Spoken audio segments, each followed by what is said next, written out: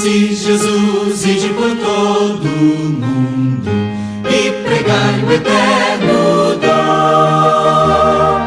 a salvação que com amor profundo dá o Deus grandioso e bom. Tendo na cruz a afirmação do amor, proclamai o dom do Redentor.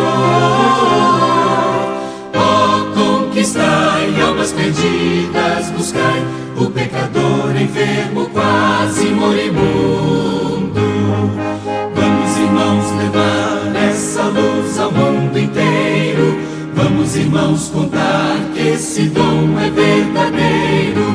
Vamos, irmãos, pregar muito confiantes no Cordeiro, que na cruz proveu a nossa redenção. Todos unidos neste grande intento, proclamemos salvação, sem recuar, sempre mostrando alento, sim, cumpramos a missão que o Salvador Cristo Jesus nos deu. Ele está também no posto céu. Diz-nos o Rei: sempre convosco estarei.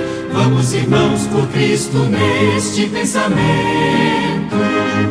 Vamos, irmãos, levar essa luz ao mundo inteiro. Vamos, irmãos, contar que esse dom é verdadeiro.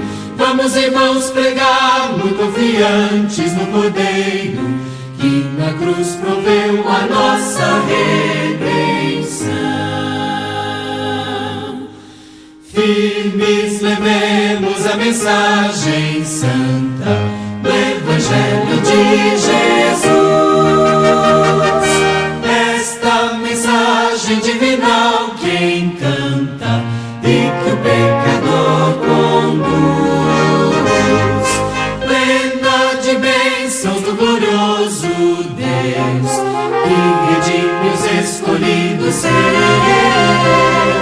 Cheia de amor, traz-nos do céu o fragor da compaixão de Deus, da graça sacrossanta.